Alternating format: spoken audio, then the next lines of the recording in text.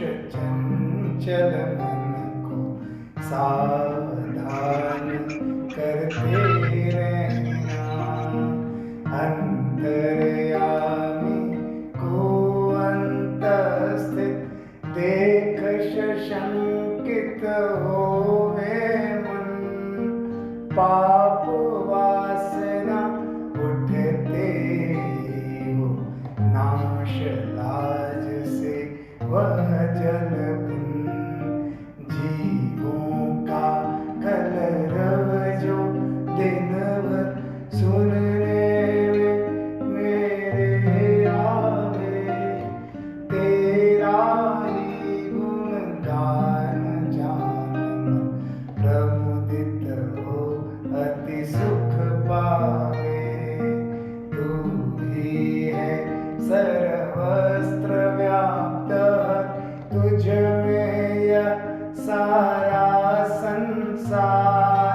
इसी भावना से अंतर भर मिलूं सभी से तुझे निहार। प्रतिपल निज इंद्रिय समूह से जो कुछ भी आचार करूं, केवल तुम्हें रिझाने को बस तेरा ही व्यवहार करूं। कर प्रणाम तेरे चरणों में, लगता हूँ अब तेरे काज। पालन करने को अज्ञात मैं नियुक्त होता हूँ आज। पालन करने को अज्ञात मैं नियुक्त होता हूँ आज।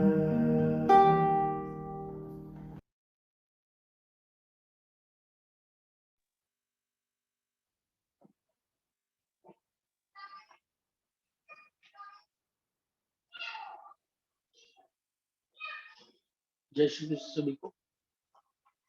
कल 7वां अध्याय हम लोगों ने किया था और आज हम 8वें अध्याय पे शुरू कर रहे हैं।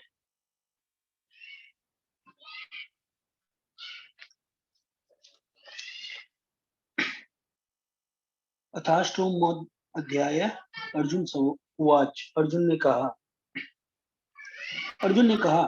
हे पुरुषोत्तम, वह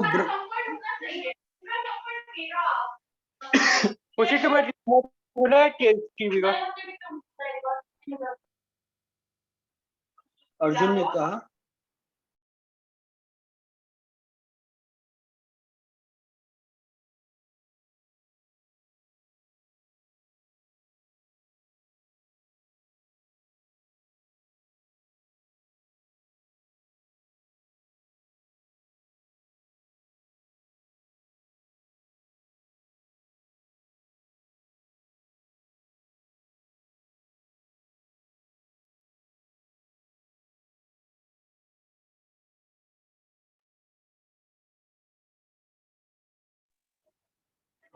जी।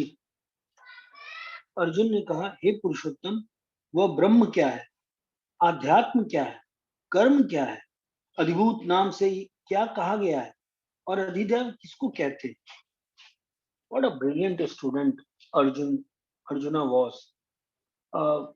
हमारे यहाँ जब स्काई पे जब कोई क्लास बैच हम लोग शुरू करते हैं तो मैं खुद ओरिएंटेशन क्लास लेता हूँ। सबसे पहले ओरिएंटेशन क्लास लेता हूँ, मैं जाता हूँ स्टूडेंट्स के बीच में और पहला दिन की पूरी क्लास कैसी होनी है और किस माइंडसेट से क्लास लेनी है और एक बढ़िया स्टूडेंट क्या होता है, क्या गलती हो जाती है एज ए स्टूडेंट, ये मेरी कोशिश रहती है मैं उनको पहले दिन ही बता दूं, ताकि बाद में उनको 2 महीने बाद ना लगे अरे यार ये गलती हो गई। पहले दिन ही उनको बता दो क्या क्या गलती आपसे हो सकती है, उसको आप ना करें। तो उसमें जो सबसे बड़ी गलती होती है, जब 18-19 बच्चे होते हैं क्लास में और कोई कोई टीचर बोलता है, ये सीखने की चीज है, कोई टीचर जब बोलता है कि समझ में आ गया, तो 17 बच्चे 16 बच्चे बोलते हैं यस सर आ गया। अब कोई ऐसा स्टूडेंट जिसको नहीं समझ में आया है, ये एक बहुत इंपॉर्टेंट चीज है, क्योंकि हर कोई इंसान में लाइफ में एक स्टूडेंट है, चाहे वो अमिताभ बच्चन ही क्यों ना हो, वो स्टूडेंट है, वो सीख रहे हैं। हर कोई सीखने वाला है। तो सीखने के लिए कुछ चीजें बहुत बेसिक्स होती हैं। हम बोलते तो हैं मैं तो अभी सीख रहा हूँ, लेकिन सीखने के लिए कुछ चीजें बेसिक्स होती है, पहचान होती है कि आप सीख रहे हैं कि नहीं। उसमें एक सबसे बड़ी इंपॉर्टेंट चीज है कि जब 16-17 स्टूडेंट्स क्लास में होते हैं और वो बोल देते हैं कि हाँ हाँ समझ में आ गया, समझ में आ गया, तो वो स्टूडेंट्स जिनको नहीं समझ में आता है, जो कमजोर होते हैं, जिनके अंदर डाउट होता है, वो भी बोल देते हैं हाँ हाँ आ गया। मैं उनसे एक ही चीज रिक्वेस्ट करता हूँ कि ये समय 2 महीना आपका है। 2 घंटे की ये क्लास आपके जीवन से 2 घंटा निकलेगा। 2 महीना मतलब ये 40-50 घंटे आपके जीवन से निकल रहे हैं। आने जाने का जो एफर्ट है वो आपका अपना एफर्ट है, आपको मेहनत लग रही है। जो पैसा आपने दिया है वो पैसा आपके घर से है, आपकी जेब से है, आपके पिताजी का कमाया हुआ है। ये सब कुछ आपका। और अब अगर आप सीख गए तो जीवन में प्रभाव आपके आएगा, जो फल उसका होगा, जो फायदा होगा उस सीखने का, वो आपका अपना फायदा होगा, किसी और का नहीं होगा। तो सबसे ज्यादा जरूरी है कि हम ये सुनिश्चित करें कि मैं सीख रहा हूँ कि नहीं, मैं सीखा कि नहीं। अमूमन होता ये है कि 17-18-20 बच्चे बैठे हैं और 16-17 सीख गए, तो सब बोलते हैं हाँ सीख गए, तो हम भी बोल देते हैं हाँ सीख गए। ये बहुत बड़ी गलती होती है। मेरा सीखा हुआ सिर्फ मेरे काम आएगा, मेरा इम्प्रूव किया हुआ मेरे काम आएगा। तो वन मस्ट एश्योर कि मैं सीख रहा हूँ, मुझे समझ में आया कि नहीं आया। 18 लोग बोल रहे हैं आ गया और मैं अकेला 19वां हूँ और मुझे नहीं आया, तो मुझे मेरे अंदर ये विश्वास होना चाहिए भाई नहीं आया मुझे समझ में, और मैं हाथ उठा सकूं और बोल सकूं कि मुझे नहीं समझ में आया। हम बचपन से आज तक देखें तो अधिकतर हमसे यही गलती होती है, जहाँ सब लोग बोलते हैं हाँ आ गया तो हम भी बोल देते हैं हाँ आ गया। ये बहुत बड़ी गलती है। चाहे क्लास हो, चाहे लाइफ हो, चाहे भगवत गीता क्लास हो, कोई चीज नहीं समझ में आए तो सवाल पूछने चाहिए, कुछ जानना चाहिए। सवाल से पता चल जाता है कि कौन कितना ध्यान दे रहा है, कौन कितना समझने की कोशिश करता है। No study no confusion. जिसके पास कोई सवाल ही नहीं है, इसका मतलब ठीक है या तो बहुत विद्वान है या तो बात ही करता है। अर्जुन से हमें, और इसीलिए शायद श्री कृष्ण ने अर्जुन को चुना था कि उसके पास सवाल थे।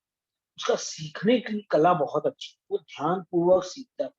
वो सिर्फ दिखावे के लिए नहीं सीखता था, वो दिखावे में गुरु गुरु द्रोणाचार्य के पास नहीं जाता था। इसीलिए वो बेस्ट था, क्योंकि वो सीखता बहुत मन से था, ध्यान पूर्वक। वो अपनी कमियों को जानता था, ये चीज नहीं समझ में आई, उस पर ध्यान देता था।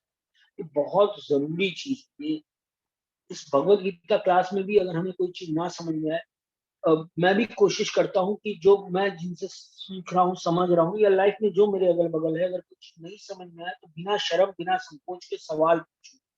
जो करे शर्म उसके फूटे कर्म। अगर हम सवाल पूछने में ही शर्म आएंगे कि नहीं यार कोई क्या सोचेगा, इसका मतलब मेरे लिए लोग इंपॉर्टेंट है कि कोई क्या सोचेगा, मेरा जीवन इंपॉर्टेंट नहीं है कि मैं इंप्रूव करूं, मैं बेहतर हूं, मैं इस लायक बन सकूं। मैं इस लायक बन सकूं, आज सचिन ने हजारों सवाल पूछे तब वो इस लायक है कि वो किसी को बता सकता है। अमिताभ ने लाखों सवाल पूछे होंगे, समझा होगा, सीखा होगा, तब वो बता सकता है। हम खुद पहले एक अच्छे स्टूडेंट बने, तभी हम चाहे किसी भी फील्ड में होंगे, चाहे आर्ट, चाहे मेडिकल, चाहे टीचिंग, चाहे किसी भी फील्ड में, हम जब अच्छा सीखेंगे तभी हम अच्छे सिखाने वाले बने। तो सवाल तो होने चाहिए लाइफ में, चीजों को लेके सवाल हो, क्वेश्चन हो। सिर्फ इसलिए कि और लोग क्वेश्चन नहीं कर रहे हैं मैं भी ना करूं, ये तो फिर भीड़ बन जाना जैसा होगा। तो ये मेरी एक रिक्वेस्ट रहेगी, जब भी कोई मन में सवाल हो पूछो, तो यहाँ चाहे कहीं भी, चाहे अपने मन में, चाहे नेचर से ही, चाहे ईश्वर से ही पूछिए। एक सवाल होने चाहिए बस। सब लोग तो चल रहा है यार, सब तो ऐसे मान के चल रहे हैं, हर हर कोई तो ऐसे कर रहा है, तो हम भी ऐसे ना करें। मेरे सवाल मेरे अपने हो, और ईमानदार सवाल। तो अर्जुन कितना अच्छा स्टूडेंट था कि अगर उसने अभी अधिदैव वर्ड सुना, अधिभूत वर्ड सुना, अध्यात्म वर्ड सुना, कर्म, ये पूछ रहा है कि इसका मतलब क्या होता है, तो अर्जुन ने ये क्वेश्चन किए भगवान से, हे मधुसूदन यहाँ अधियज्ञ कौन है और वह इस शरीर में कैसे है, तथा युक्त चित्त वाले पुरुषों पुरुषों द्वारा ये समय में आप किस प्रकार जानने में आते हैं, तथा युक्त चित्त वाले पुरुषों द्वारा अंत समय में, आखिरी समय में आप किस प्रकार जानने में आते। बहुत इंपॉर्टेंट समय। युक्त चित्त पुरुषों द्वारा आप अंत समय में किस प्रकार जानने में आते। श्री कृष्ण ने उत्तर दिया, श्री भगवान बोले, श्री भगवान ने कहा, परम अक्षर ब्रह्म है। परम अक्षर है ओम, वही ब्रह्म है। वहीं से सारी ध्वनि, वहीं से सारी चीजें निकली। ओम, अ, ओ, म, तीन ये उससे उच्चारण से बना है, अ, ओ, म, और इसी से सारी चीजें की, इसी ध्वनि से ही चीजों की रचना होती है। परम अक्षर ब्रह्म है। अपना स्वरूप अर्थात जीवात्मा अध्यात्म नाम से कहा जाता है। अपने स्वरूप को जानना, जो मेरा रियल स्वरूप है, जो मैं हूँ रियल, उन्हीं जो ऊर्जा है, जो एनर्जी है, जो सोल है, जो आत्मा है, जो जड़ है, उसको जानना, जो चेतन है, उस विभाग को जानना आध्यात्म, उसके विषय में जानना आध्यात्म।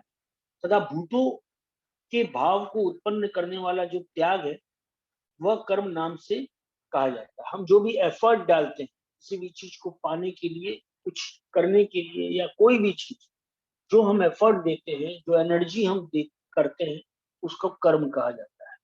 ये भगवान श्री कृष्ण ने कहा। आगे भगवान श्री कृष्ण कहते हैं,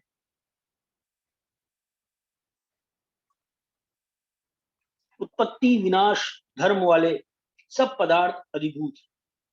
मतलब हिरण्यमय पुरुष अधिदैव है। उत्पत्ति विनाश धर्म वाले सब पदार्थ अधिभूत। मतलब जो भी चीज उत्पत्ति होती है और विनाश होती है, सब अधिभूत है। मतलब ये पृथ्वी भी की भी उत्पत्ति होती है और विनाश होता है, ये भी अधिभूत है। ये पृथ्वी में दिखने वाली हर वो चीज जिसका एक समय आता है और एक समय खत्म हो जाता है। ये ये गैलेक्सी है, गैलेक्सी भी समा जाती है, गैलेक्सी भी प्रकट होती है। ये सब अधिभूत है। हिरण्यमय पुरुष अधिदैव है और देहधारियों में श्रेष्ठ अर्जुन इस शरीर में मैं वासुदेव ही अंतर्यामी रूप से अधिक, मैं ही मूल हूँ। और ये अधिदैव, ये भी समय के साथ ये अधिदैव है, ये एनर्जीज हैं, ये रहती हैं, अधिदैव रहती हैं। आप ऐसा समझिए कि जो चीज दिख रही है, जो भी चीज दिखने की चीज है, वो उत्पत्ति होती है और खत्म हो जाती है। लेकिन जो अधिदैव है वो एनर्जी है, वो सोल्स, वो एनर्जीज जो रहती है। और इसके अलावा इस शरीर में वासुदेव ही अंतर्यामी रूप, जो मैं निरंतर हूँ, जिसका कोई काल नहीं है, जो काल से परे है, जिसका कोई अंत नहीं है, जिसकी कोई शुरुआत नहीं, निरंतर मैं हूँ। इसका कोई, मतलब ये बोल सकते हैं कितने लाख साल पहले पृथ्वी हुई, ब्लैक होल से निकली और ऐसे ऐसे हुई, और इतने साल बाद वो फिर ब्लैक होल में चली गई। लेकिन इसके भी परे अगर कोई है तो वो अधियज्ञ, वो श्री कृष्ण, वो वासुदेव, वो परम ब्रह्म जो निरंतर है, नित्य है, वो एनर्जी हमेशा है। जो पुरुष अंत काल में भी मुझको ही स्मरण करता हुआ शरीर को त्याग कर जाता है, वह मेरे साक्षात स्वरूप को प्राप्त होता है। इसमें कुछ भी संशय नहीं। कहने को कितना आसान लग रहा है, सुनने को।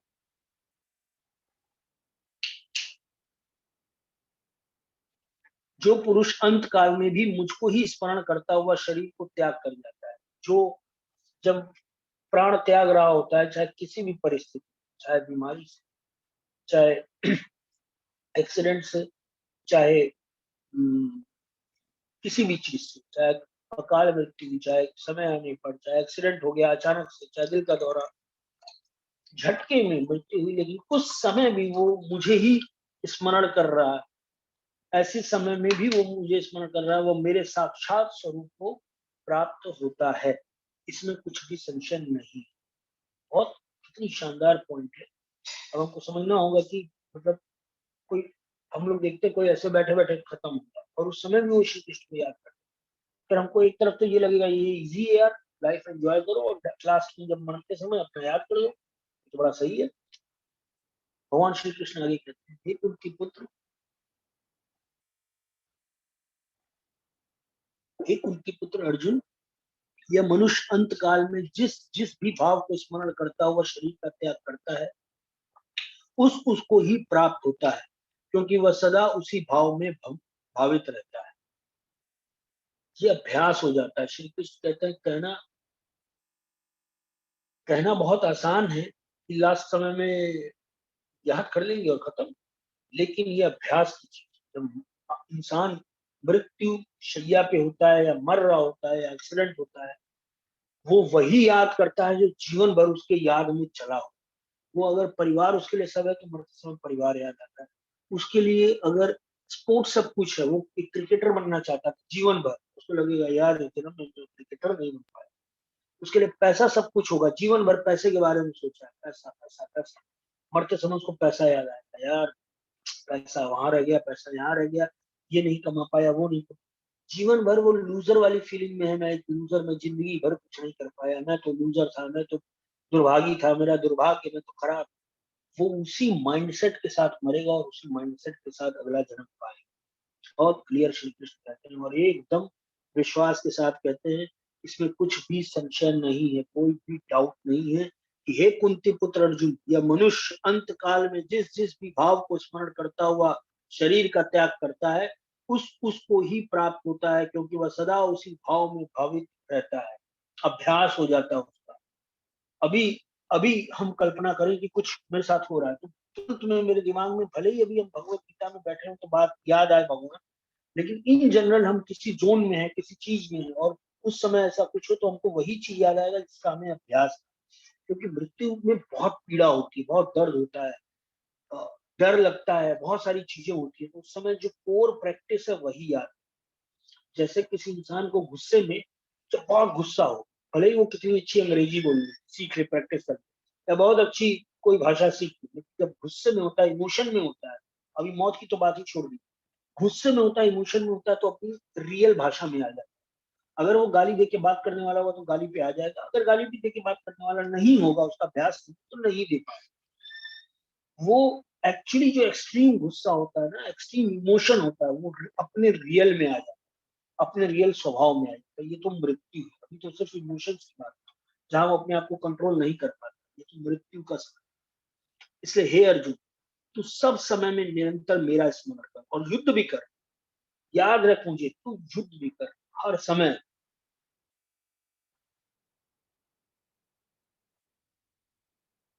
इसलिए हे अर्जुन, तू सब समय निरंतर मेरा स्मरण कर और युद्ध भी कर। इस प्रकार मुझ में अर्पण किए हुए मन बुद्धि से युक्त होकर तू निसंदेह मुझको ही प्राप्त। एक आप लोग क्रिकेट देखते होंगे, आईपीएल भी चल रहा है। अगर कोई बैट्समैन ये सोच के बैटिंग करे ज्यादा से ज्यादा आउट होगा ना, और फिर खेले, तो वो खुल के खेल पाए, वो अपने शॉट्स, नए नए शॉट्स इन्वेंट कर पाएगा, वो एक्सपेरिमेंट कर पाए। ज्यादा से ज्यादा आउट होंगे ना भाई, ये सोच। लेकिन अगर कोई ये सोच के खेले अगर आउट हो गया तो, नहीं नहीं अगर आउट हो गया तो, अरे उधर तो प्लेयर खड़ा है, उधर अगर कैच छूट गया, कोई ये सोच के खेलेगा तो पूरा उसका क्रिकेट कैसा होगा, उसकी बैटिंग कैसी। इसी तरह लाइफ है, हम जब बहुत डर के खेलते हैं, डर के लाइफ जीते हैं, तो हम एक्सप्लोर नहीं कर पाते, नई चीज का इन्वेंट नहीं कर पाते, नई चीज खोज नहीं पाते।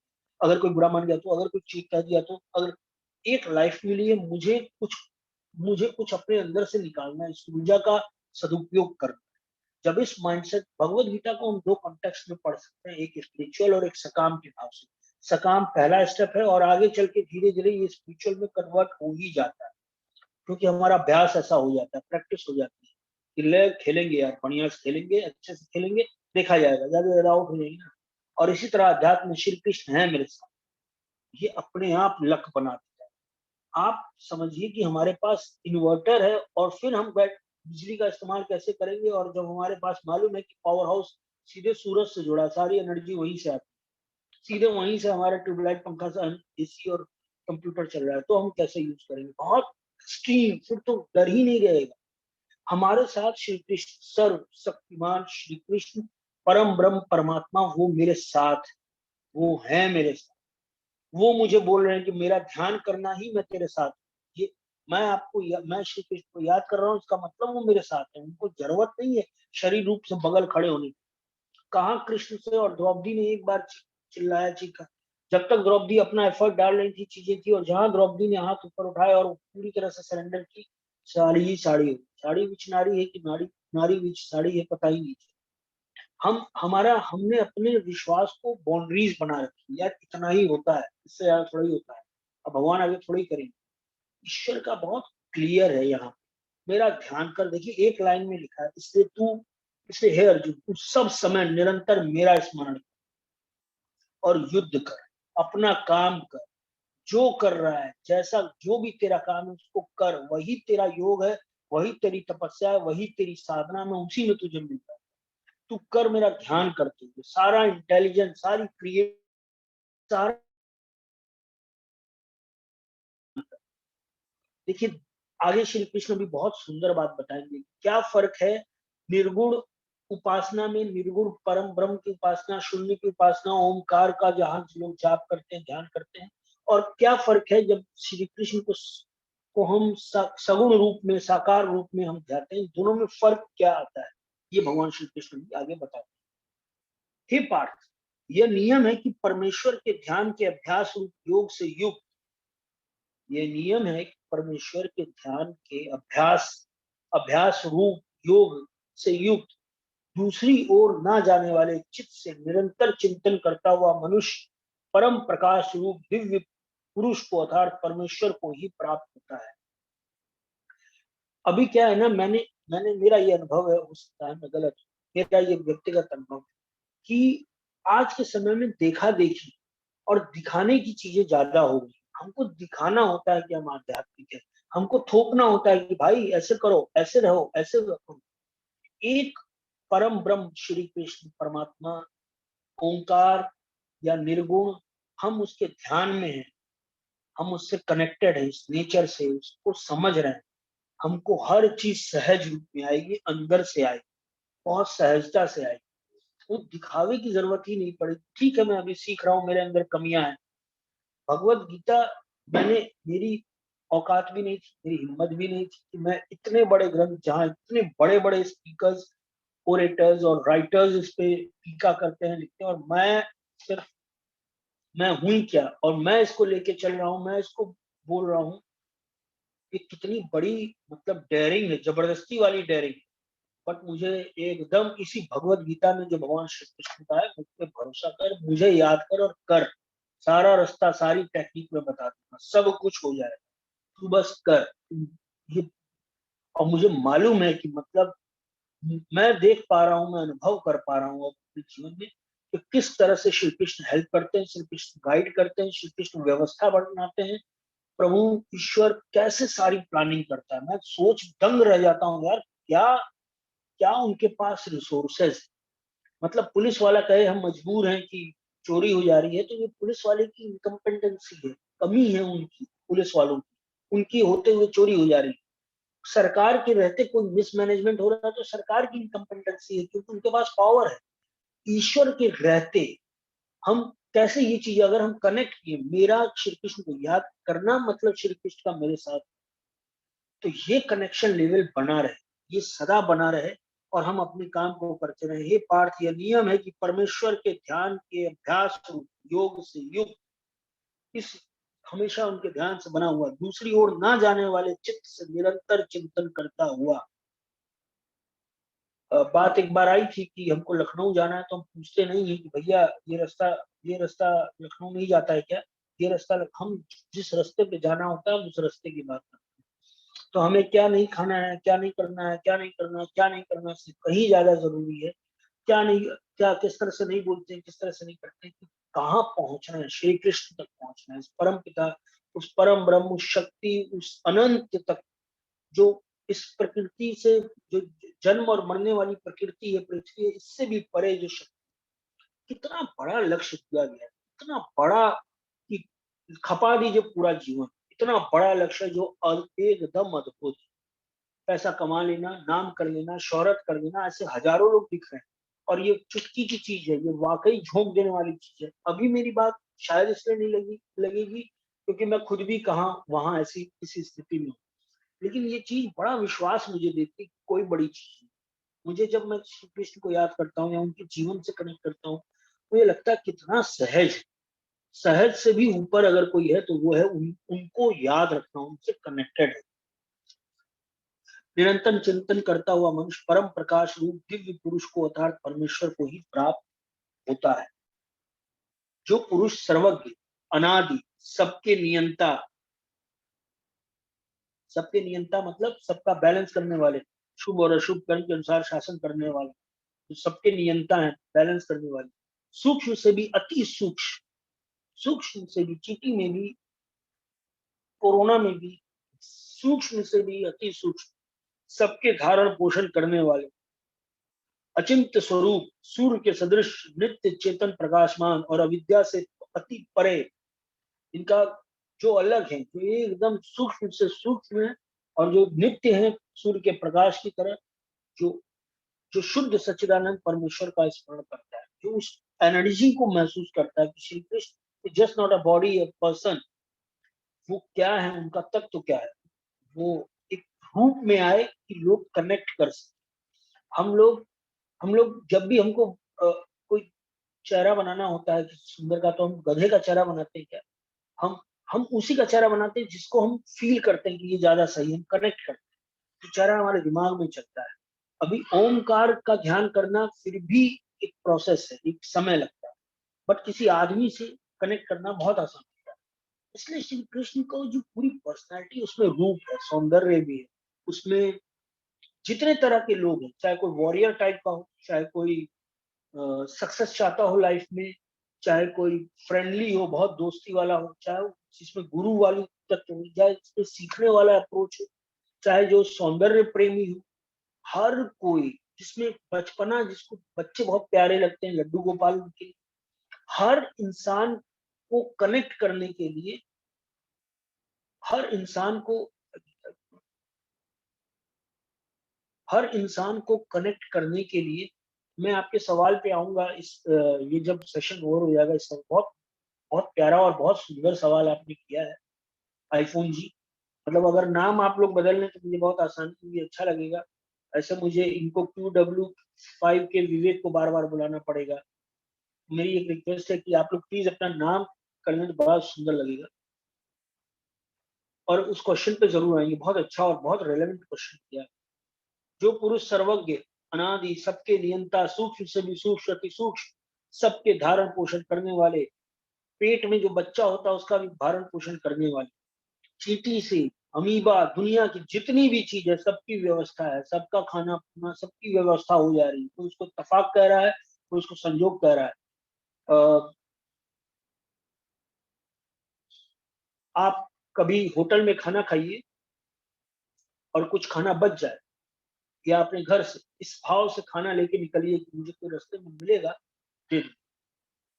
एक तो होता है यार कौन मिलता ही नहीं है, कोई मिलता ही नहीं है, कहाँ देंगे।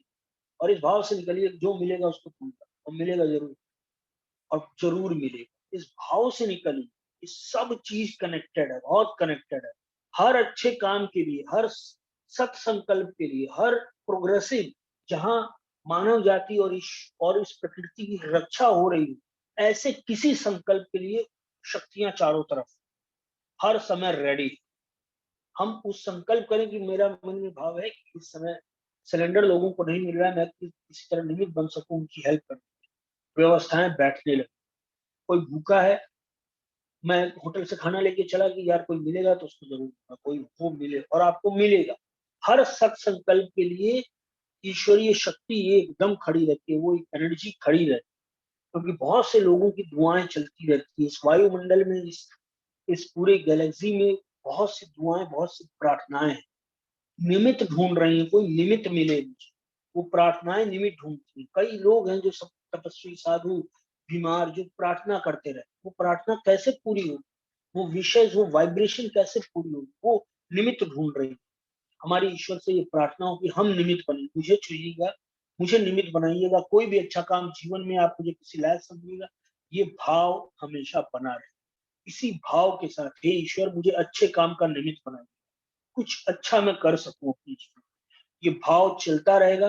ये जीवन के आखिरी पल पे भी ये भाव है, तो अगर अगला जन्म होता भी है तो इसी इसी गति के साथ होगा कि हम किसी के काम आ सके, हम, हमारे पास किसी की सेवा करने का सामर्थ्य होगा। हम एक पुनीत अग्रवाल के लिए मैं ना सोचूं, बल्कि तमाम जो आत्माएं हैं, तमाम जो जीव हैं, उनके लिए सोचूं। वो भाव मेरा हमेशा बना रहे। वह वह भक्ति युक्त पुरुष अंत काल में भी योग बल से मुक्ति के मध्य में प्राण को अच्छी प्रकार स्थापित करके फिर निश्चल मन से स्मरण करता हुआ उस दिव्य रूप परम पुरुष परमात्मा को ही प्राप्त होता है। अब इसको एक बार हम लोग रोल प्ले करके देखते हैं। आप इमेजिन कीजिए कि कोई व्यक्ति आराम से, चिल, एकदम कूल माइंडसेट के साथ, वह भक्ति युक्त पुरुष अंत काल में भी ऐसी स्थिति जहां उसका जीवन खत्म हो रहा है। आप कल हम लोग कितने डरे हुए हैं, और ये देखिए किस स्थिति की बात बता रहे हैं कि हमको किस स्थिति में पहुंचना है। हमको सिर्फ इतना करना है, बाकी काम श्री कृष्ण परम पिता करें। अंत काल में भी योग बल से मतलब पैनिक नहीं हो रहे हैं। हमको मालूम नहीं है अंत समय है, और हम एकदम काम कंपोज कूल हो चुके हैं। योग बल से भुक्ति के बीच अपना ध्यान मध्य में प्राण को अच्छी तरह स्थापित करके हम सारी चीजों से डिस्कनेक्ट हो गए कि ये मेरा अंत समय है और मैं ईश्वर में विलीन होने जा रहा हूँ, ईश्वर का तत्व बनने जा रहा हूँ। हम कल्पना करें क्या, कितने अभ्यास की, निरंतर इस चिंतन की जरूरत है। कुछ समय हमारा तुरंत डिस्कनेक्शन होता है इस पूरी दुनिया से कि ये मैं एक हिस्सा था, एक रंगमंच था, मेरा किरदार यही तक था, मेरा रोल यही तक था। मैंने जितनी भी चीजें की, मैं खेला कूदा, दोस्ती की, सारी चीज की, परिवार, सारी चीज, लेकिन ये मेरा एक किरदार था, मेरा एक रोल था, मैं यही तक था। अब मैं भुक्ति के मध्य में प्राण को अच्छी तरह से स्थापित करके फिर निश्चल मन से, कोई छल नहीं, ठीक है यही तक था जो था, और जो चीज इस शरीर के माध्यम से हो सकती थी हुई। मैं परम पिता परमेश्वर का अंश हूँ, मैं उनका हिस्सा हूँ, मैं श्री कृष्ण का एक हिस्सा हूँ। फिर निश्चल मन से स्मरण करता हुआ उस दिव्य रूप परम पुरुष परमात्मा को ही प्राप्त होता है। श्री कृष्ण कहते हैं, वेद के जानने वाले विद्वान जिस सच्चिदानंद घन रूप परम पद को अविनाशी कहते हैं। जो वेद को जानते हैं, जो विद्वान है, जिनको चीजें पता है, विद्वान जिस सच्चिदानंद घन रूप परम पद को अविनाशी कहते हैं। आसक्ति रहित यत्नशील सन्यासी महात्मा जन जिसमें प्रवेश करते हैं, और जिस परम पद को चाहने वाले ब्रह्मचारी लोग ब्रह्मचर्य का आचरण करते हैं, उस परम पद को मैं तेरे लिए संक्षेप में कहूं। ऐसा पद जो तरह तरह से बताएं वेद वाले, जो विद्वान, वेद के जानने वाले विद्वान, जिस सच्चिदानंद घन परम पद को, वो सच्चिदानंद घन को सब सच, सब सत्य, परम सत्य जिसको मानते हैं, परम पद को अविनाशी कहते हैं कि वह अविनाशी परम पद, वो उसको, जो वेद को जानने वाले हैं वो कहते हैं कि वह परम पद अविनाशी है, कभी खत्म नहीं होता। आसक्ति रहित यत्नशील सन्यासी, और ऐसे लोग जो कि आसक्ति रहित है, जिनके अंदर कोई आसक्ति नहीं, यत्नशील है, सन्यासी स्वभाव के, वो महात्मा जन जिसमें प्रवेश करते हैं, ऐसे महात्मा जहां प्रवेश करते हैं, और जिस परम पद को चाहने वाले ब्रह्मचारी लोग ब्रह्मचर्य का आचरण करते हैं, अपने जीवन भर अपनी आपको तपस्या में, पूरे जीवन को, एक शरीर को तपस्या बना लेते हैं, तपस्या का बिंदु बना लेते हैं, वो उस जिस परम पद को प्राप्त करते हैं, ऐसे लोग, मैं उसको संक्षेप में कहूंगा, सब इंद्रियों के द्वार को, सब इंद्रियों के द्वारों को रोककर तथा मन को हृदय में स्थिर कर, फिर उस जीते हुए मन के द्वारा प्राण को मस्तक में स्थापित कर। समझिए कोई ड्राइंग बना रहा है, मतलब ये मृत्यु नहीं हो रही, कोई ड्राइंग बना रहा है। जिसने जीवन भर अभ्यास किया है किसी ड्राइंग का, उसको बोला जाए ड्राइंग बनाओ, कितने स्थिर मन से, कितने प्रेम से बनाए। जिसने जीवन भर अभ्यास किया है एक्टिंग करने का, और उसको बोला जाए कि भाई यहाँ ये आपका टेस्ट है, इसको एक्टिंग कीजिए, कितने मन से करेगा। जिसने जीवन भर पढ़ाया है बच्चों को, और उसका एक टेस्ट हो कि भाई अभी ये लास्ट क्लास है, उसको पढ़ाई, कितने मन से पढ़ाया। जिसने जीवन भर क्रिकेट खेला, उसको बोला जाए आज लास्ट क्रिकेट है आपका बैटिंग में, कितने मन से, कितनी कनेक्शन के साथ, कितने निश्चल मन से वो बैटिंग करता है। सब इंद्रियों के द्वारों को रोक कर एकदम आठ जैसा और स्थायी मन से, कोई भूख नहीं, कोई छटपटाहट नहीं, कुछ नहीं, भाई बस ठीक है। सब इंद्रियों के द्वारों को रोक कर, 9 द्वार होते हैं जैसा कि भगवान श्री कृष्ण ने बताया था, इस शरीर में 9 द्वार होते हैं जहां से प्राण निकलते हैं। सब इंद्रियों के द्वारों को रोक कर तथा मन को हृदय में स्थित करके, अपने हृदय में मन को शांत एकदम करके, फिर उस जीते हुए मन के द्वारा जिसका खुद पे कंट्रोल है, जो मन आ रहा है उस समय, मन मन आ रहा है कि यार मैंने ये कर दिया होता, मैंने वो कर दिया होता, मैंने ये कर दिया होता, मुझसे ये नहीं हुआ, ऐसा मन नहीं, जीते हुए मन द्वारा जो चाहता है विवेक की, इस समय क्या जरूरी है, इस समय प्रायोरिटी क्या है, वो सोच रहा हो। मन के द्वारा प्राण को मस्तक में स्थापित कर परमात्मा संबंधी योग धारणा से स्थित होकर जो पुरुष ओम, इस एक अक्षर रूप ब्रह्म को उच्चारण करता हुआ मृत्यु के समय ओम के साथ इस एक अक्षर रूप ब्रह्म को उच्चारण करता हुआ, और उसके अर्थ स्वरूप मुझ निर्गुण ब्रह्म का चिंतन करता हुआ शरीर को त्याग कर जाता है, वह पुरुष परम गति को प्राप्त होता है। एक तो ये तरीका है कि ये योगियों के लिए होता है, ये जो निर्गुण उपासक होते हैं, जो जो निर्गुण को मानते हैं कि ईश्वर कोई ऐसा नहीं है कि कोई इंसान था, वो निर्गुण है, परम ब्रह्म, वो उसको उसी रूप में जानते हैं। श्री कृष्ण कह रहे हैं या तो उस रूप में जान लो या तो मुझे ही तुम जान लो कि मैं ही हूं। ये तुम्हारी सहजता के लिए। तरह तरह के लोग हैं, कुछ ब्राह्मण तत्व के हैं, विद्वान टाइप के हैं, कुछ क्षत्रिय हैं, कुछ पूरे इस भगवत गीता में ना हिंदू का नाम आया ना मुसलमान का नाम आया, किसी का नाम आया ही नहीं, क्योंकि ऐसी कोई धारणा ही नहीं थी। मनुष्य का स्वभाव हो सकता है ब्राह्मण मतलब इंटेलिजेंट टाइप का, क्षत्रिय मतलब मस्कुलर, जो स्पोर्ट्स में है, जो आर्मी में है, जो पुलिस में है, जो क्षत्रिय टाइप, जो व्यापार में है, मैनेजमेंट में है, कृषि में है, वैश्य, और जो शूद्र मतलब सेवा, चाहे पॉलिटिक्स भी एक सेवा का काम, सेवा। अब हालांकि चीजें बदल गई हैं, अदरवाइज पॉलिटिक्स भी समाज सेवा, सेवा का काम, या शूद्र ये सेवा का काम। स्वभाव अलग अलग होता है। ये कल्ट तो थे ही नहीं कि हिंदू ये संप्रदाय थे ही। ये धीरे धीरे चीजों में खराबी आने लगी तो लोगों ने अपने सिरे से सजाया, उसको डेवलप किया, नहीं भैया ये एक कल्ट है, इसमें ये नियम है, ऐसे ऐसे चलेगा तभी चीजें सही हुई।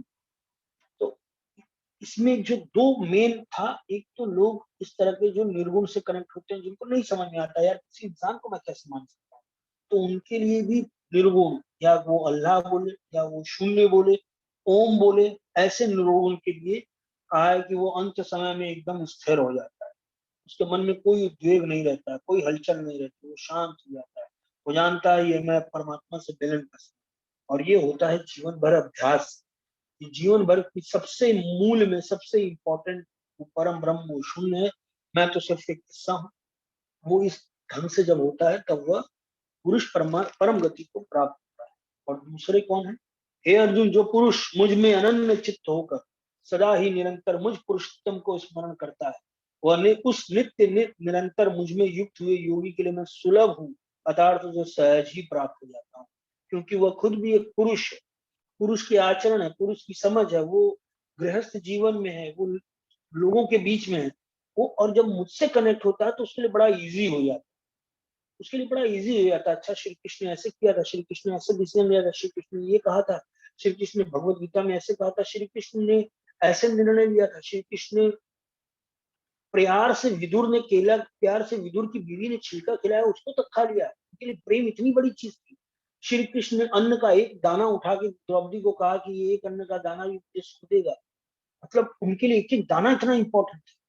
जितना हम श्री कृष्ण से as a person, as a individual connect होते हैं, उतनी ही हमारी पर्सनैलिटी में वो सारी चीजें आने लगती। श्री कृष्ण ने ऐसे कहा, श्री कृष्ण ने ऐसे किया, श्री कृष्ण ऐसे डिसीजन लेते थे। श्री कृष्ण ने और दुर्योधन की इतनी बड़ी 56 भोग को भी ठुकरा दिया, मैं नहीं खाऊंगा।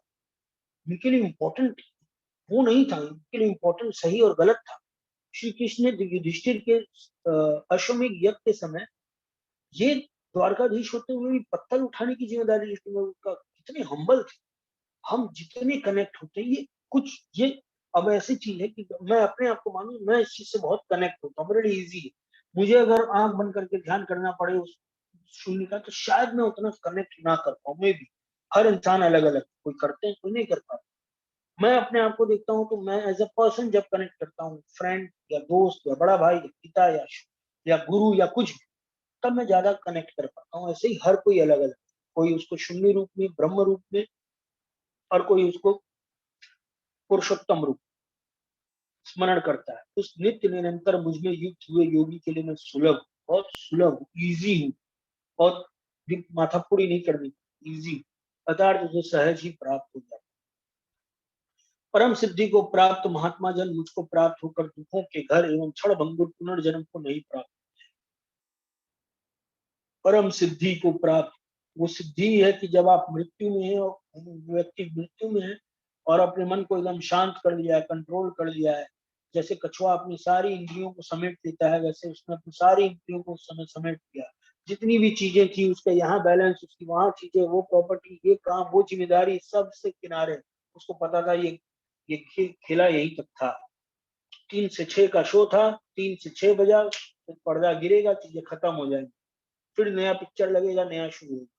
मैच खत्म होगा, चीजें खत्म हो जाएंगी, फिर दूसरा मैच होगा। उसको पता है, वो उतना ही शांत, वो जब तक इन्वॉल्व है पूरी शिद्दत से इन्वॉल्व, जब तक लाइफ में इन्वॉल्व दिख रहा है उसको।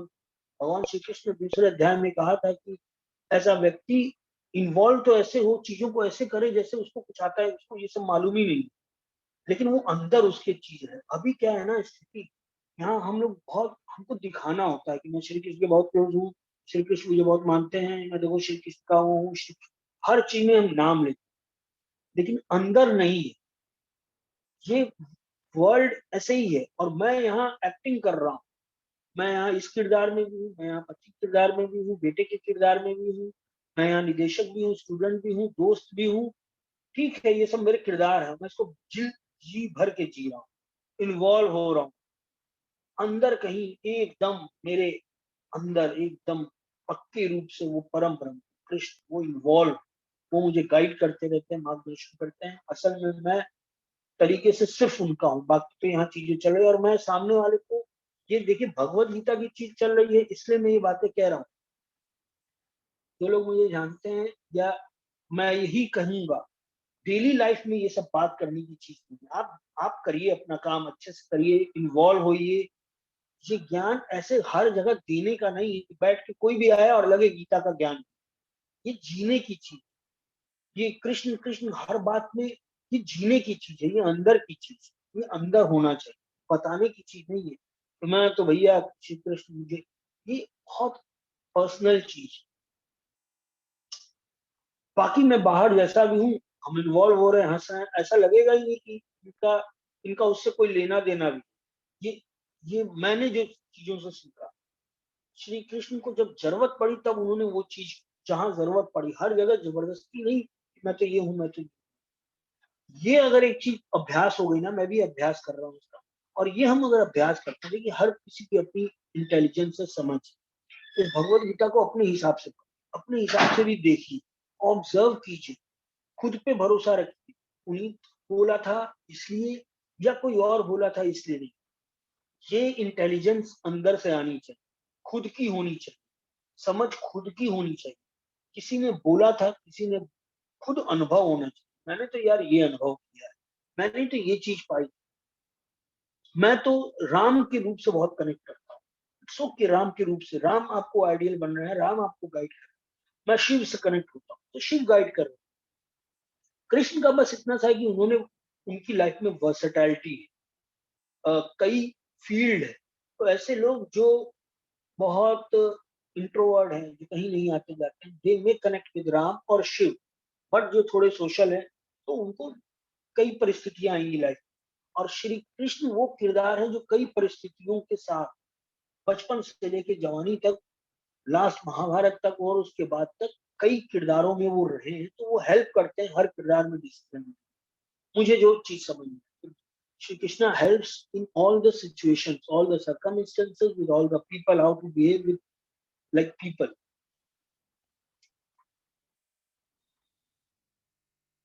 हे अर्जुन, ब्रह्म लोक पर्यंत सब लोक पुनरावृत्ति है, परंतु कुंती पुत्र मुझको प्राप्त होकर पुनर्जन्म नहीं होता, क्योंकि मैं कालातीत हूँ और ये सब ब्रह्मादि के लोक काल के द्वारा सीमित होने से अनित्य है। ये नित्य नहीं है, ये अनित्य है। ये गैलेक्सी, ये ब्रह्म, पूरा ब्रह्म लोक, लोक, ब्रह्म लोक पर्यंत सब लोग पुनरावृत्ति है। ब्रह्म लोक तक, पर्यंत मतलब तक, ब्रह्म लोक तक सब कुछ की पुनरावृत्ति होती है। बड़ आते हैं जाते हैं, आते हैं जाते हैं, बार बार पुनरावृत्ति होती है, खत्म हो जाते हैं फिर आते हैं। परंतु हे कुंती पुत्र, मुझको प्राप्त होकर पुनर्जन्म नहीं होता। मुझ परम ब्रह्म, चाहे तू ओम रूप से जान, तू मुझे निर्गुण, या मुझे श्री कृष्ण रूप से जान, मुझको प्राप्त होकर पुनर्जन्म नहीं होता, क्योंकि मैं कालातीत हूँ, मैं काल से परे हूँ। पृथ्वी प्रकट होती है, पृथ्वी समा जाती है, मैं निरंतर, और यह सब ब्रह्मादि लोग काल के द्वारा सीमित होने से अनित्य है। अनित्य है, ये नित्य नहीं। ब्रह्मा का जो एक दिन है, उसको 1000 चतुर चतुर्युगीत की अवधि वाला, और रात्रि को भी 1000 चतुर्युगीत की अवधि वाली जो पुरुष तत्व से जानते हैं, वे योगी जन काल के तत्व को जानने वाले हैं।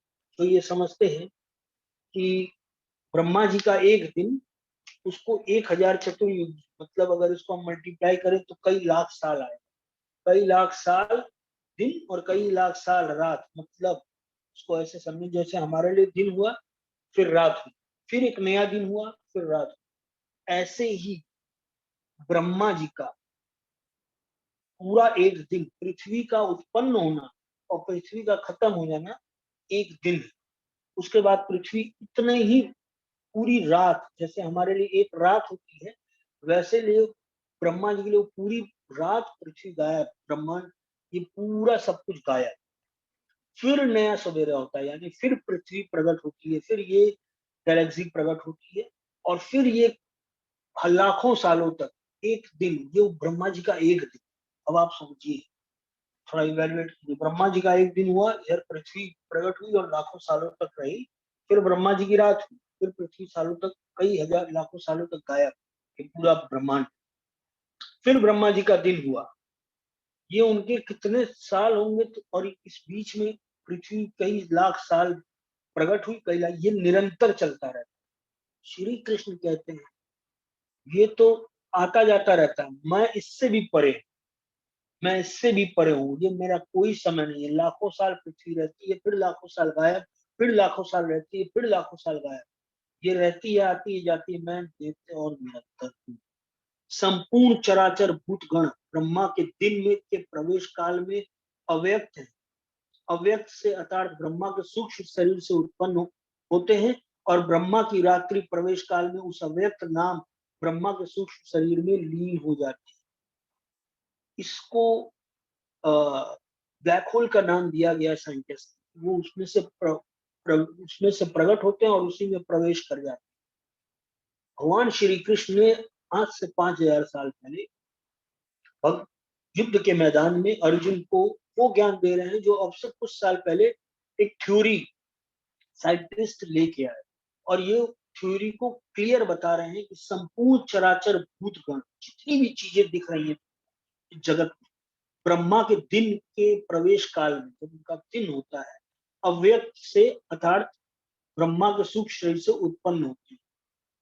प्रवेश काल में अव्यक्त मतलब व्यक्त कर प्रकट होते हैं, ब्रह्मा के सूक्ष्म शरीर से उत्पन्न होते हैं, और ब्रह्मा की रात्रि में उस अव्यक्त नामक ब्रह्मा के सूक्ष्म शरीर में ही लीन हो जाते हैं।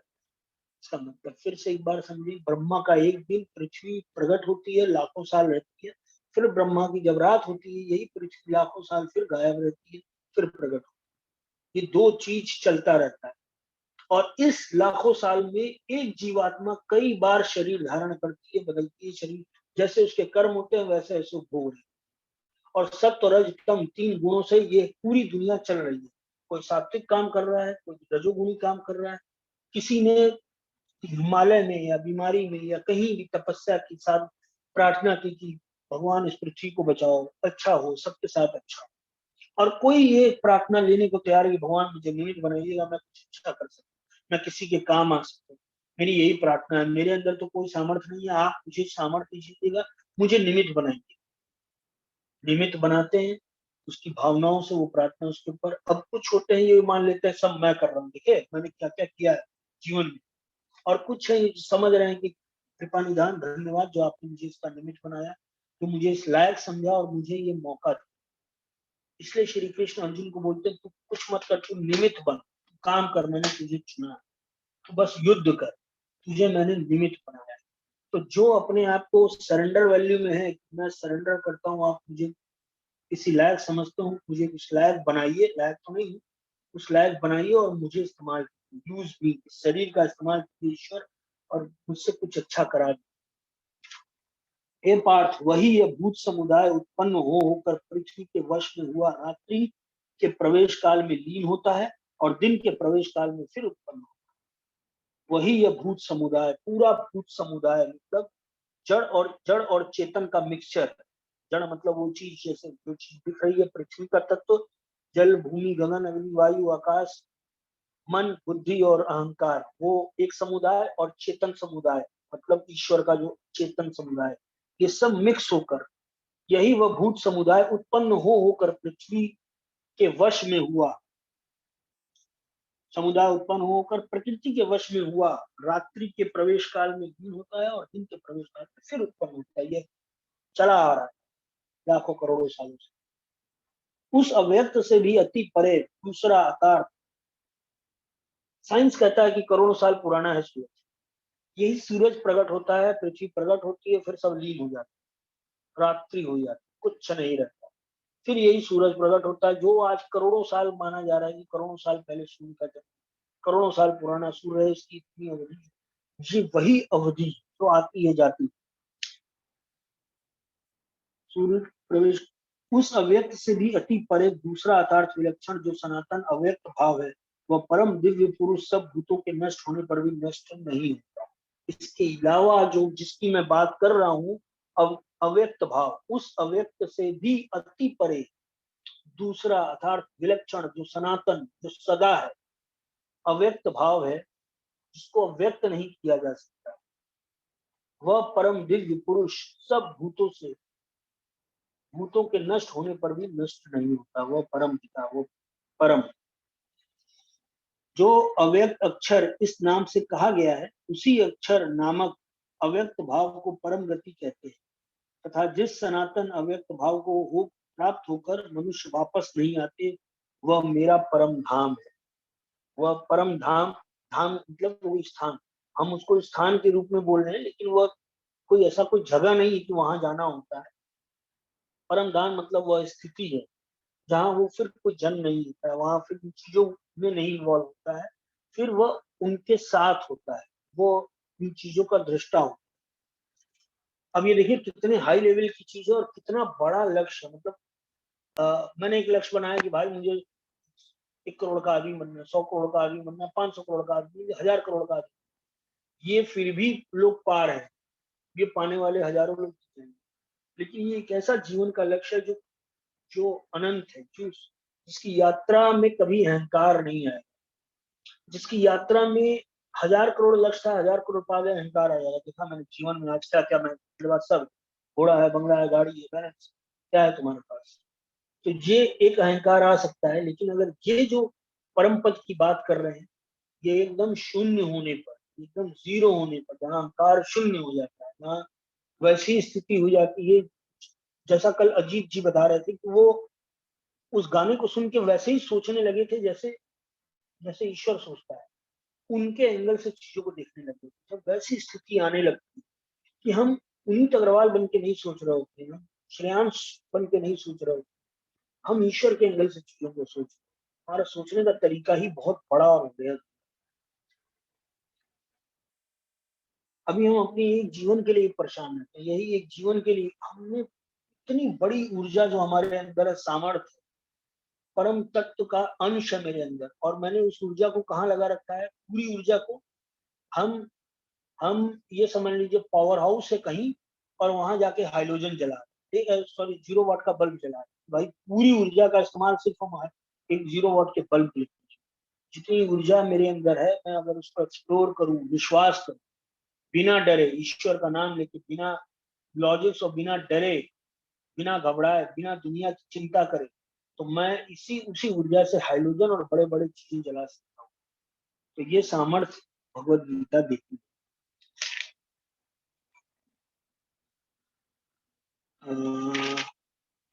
तो कुछ श्लोक और हैं। हे पार्थ, जिस परमात्मा के अंतर्गत सर्वभूत है और जिस सच्चिदानंद घन परमात्मा से समस्त जगत परिपूर्ण है, वह सनातन अव्यक्त परम पुरुष जो अनन्य भक्ति से भी प्राप्त होने योग्य है। हे अर्जुन, जिस काल में शरीर त्याग कर गए हुए योगी जन जो तो वापस ना लौटने वाली गति को, और जिस काल में गए हुए वापस लौटने वाली गति को ही प्राप्त होते हैं, उस काल को अर्थात दोनों मार्गों को कहूंगा। अब उस टाइम को भी बता रहे हैं, उस स्थिति को भी बता रहे हैं, इंट्यूशंस बता रहे हैं। ये माइंडसेट तो है ही है, एक मेरे दिमाग में क्या चल रहा है जब मैं मर रहा हूँ, तो ये तो मेरी अपनी चीज है ही है, लेकिन वो किस काल में जाता है ये भी श्री कृष्ण बता रहे हैं। जिस मार्ग में ज्योतिर्मय अग्नि अभिमानी देवता है, जिस मार्ग में, जिस मार्ग में चलते समय ज्योतिर्मय अग्नि अभिमानी देवता दिन का अभिमानी देवता है, शुक्ल पक्ष का अभिमानी देवता है और उत्तरायण के 6 महीनों के अभिमानी देवता है। उत्तरायण मतलब जब सूर्य जनवरी के महीने में जब खिचड़ी का महीना आता है तो उस समय सूर्य उत्तरायण होता है, बढ़ते हुआ होता है। उसकी जो दिशा होती है बढ़ते हुए होती है। वो रोशनी, शुक्ल पक्ष मतलब रोशनी, कृष्ण पक्ष मतलब अंधेरा। ये संजोग बता रहे हैं। मतलब उत्तरायण में भी कई बार शुक्ल पक्ष कृष्ण पक्ष आता है और उसमें भी दिन और रात होते हैं, लेकिन वो संजोग बता रहे हैं। वो कौन सा संजोग है कि जब उस समय जाता है तो परम गति को प्राप्त होता है। इस माइंडसेट के साथ, इस मानसिकता के साथ कि मैं परम ब्रह्म का अंश हूँ और मैं उसी में समा रहा हूँ। और वो कौन सी टाइमिंग भी बता रहे हैं कि किस टाइमिंग में वो चीज होती है, घटित होती है, तब वो मुझे प्राप्त होता है। इसको और ब्रीफ में समझा जा सकता है। जिस मार्ग में ज्योतिर्मय अग्नि अभिमानी देवता है, दिन का अभिमानी देवता है, शुक्ल पक्ष का अभिमानी देवता है और उत्तरायण के 6 महीनों का अभिमानी देवता, उस मार्ग में मर कर गए हुए ब्रह्मवेत्ता योगी जन उपयुक्त देवताओं द्वारा क्रम से लाए जाकर ब्रह्म को प्राप्त। जिस मार्ग में धूमा धूमा धूमाभिमानी देवता है, रात्रि अभिमानी देवता है और कृष्ण पक्ष मतलब अंधेरा अभिमानी देवता है और दक्षिणायन के 6 महीने मतलब जब दिन छोटे होते हैं का अभिमानी देवता है। उस मार्ग में मर कर गया हुआ सकाम कर्म, हर चीज का लॉजिक। हमको तो लगता है ऐसे कि गर्मी में दिन बड़ा हो गया और जाड़े में दिन छोटा हो गया, लेकिन वो बड़ा होना और छोटा होना, भीष्म पितामह को ये वरदान था कि वो इच्छा मृत्यु को प्राप्त। और वो जब उनको बाण लग गया तो 6 महीना वो वेट किए कि नहीं, मैं उस पर्टिकुलर टाइम में ही जाऊंगा। मेरे सामने श्री कृष्ण हूँ, मामूली आदमी नहीं थे, सर्वशक्तिमान थे। उनको उनके पिता ने शांतनु ने वरदान दिया था कि तुम जब चाहे जैसी स्थिति में चाहे तब मरोगे, मैं तुम्हें जीवन दान देता हूँ। क्योंकि भीष्म पितामह चाहते थे कि मैं तब तक हस्तिनापुर को देखूं जब तक यहाँ पे जी जब तक हस्तिनापुर में धर्म की पूरी स्थापना ना हो जाए, सब कुछ सेटल ना हो जाए, मैं तब तक चाहता हूँ कि मैं जिंदा रहूं। मैं देख, मुझे बस यही वरदान दीजिए, मैं ब्रह्मचर्य का पालन करूंगा, मैं शादी नहीं करूंगा, मैं बस ये चीज देखूंगा, मुझे यही वरदान दीजिए। मेरे लिए सब कुछ हस्तिनापुर है, मैं I want to dedicate my life to Hastinapur. उन्होंने वरदान दिया कि तुम जब चाहोगे करोगे। अब जब ये चीज युद्ध चल रहा था, उसके 6 महीने तक भीष्म पितामह उस बाण की सैया पे इंतजार किए कि अब कब जब दक्षिणायन ये उत्तरायण होगा, ये सारी व्यवस्थाएं बैठेंगी, ये इस तरह का टाइम आएगा, मैं श्री कृष्ण मेरे सामने होंगे, मैं उनका ध्यान करता करता प्राण त्याग दूंगा। ये उनका पूरे जीवन का विल पावर है। जिस मार्ग में धूम अभिमानी देवता अतृप्ति हो गया, हाँ, सकाम कर्म करने वाला, उस मार्ग में मर कर गया हुआ सकाम कर्म करने वाला योगी उपयुक्त देवता द्वारा कर्म क्रम से ले गया हुआ चंद्रमा की ज्योति को प्राप्त होकर स्वर्ग में अपने शुभ कर्मों का फल भोगकर वापस आता है। अब ये वो स्थिति है जहां अपने कर्मों का फल भोग के वापस आ जाता है। एक तो ब्रह्म को प्राप्त होता है और दूसरा जैसा भी कर्म किया होगा, सकाम कर्म या जो भी कर्म किया होगा, उसमें वापस आ जाता है। क्योंकि जगत के ये 2 प्रकार के शुक्ल और कृष्ण अर्थात देवयान और पृथ्वीयान मार्ग सनातन माने गए हैं। इनमें एक के द्वारा गया हुआ जिससे वापस नहीं लौटना पड़ता, उस परम गति को प्राप्त होता है और दूसरे के द्वारा गया हुआ फिर वापस आता है अर्थात जन्म मृत्यु को प्राप्त होता है। इतना क्लियर विजन दे रहे हैं कि भाई या तो ये वाली लाइफ है कि आप अपना ठीक है सकाम कर्म कीजिए, एफर्ट कीजिए, मेहनत कीजिए, अपना जीवन को भोगिए, जब आपको कोई अच्छा मिल जाए तो उससे और अच्छा कीजिए, और अच्छी लाइफ बनाते जाइए। और दूसरा है कि आप ऐसी स्थिति में आते हैं जहाँ निष्काम कर्म कर रहे होते हैं और धीरे धीरे धीरे आप ईश्वर से कनेक्टेड रहते हैं। आप कुछ भी कर रहे होते हैं, दिखने में लगता है काम कर्म कर रहे हैं, लेकिन आप कनेक्टेड हैं श्री कृष्ण से।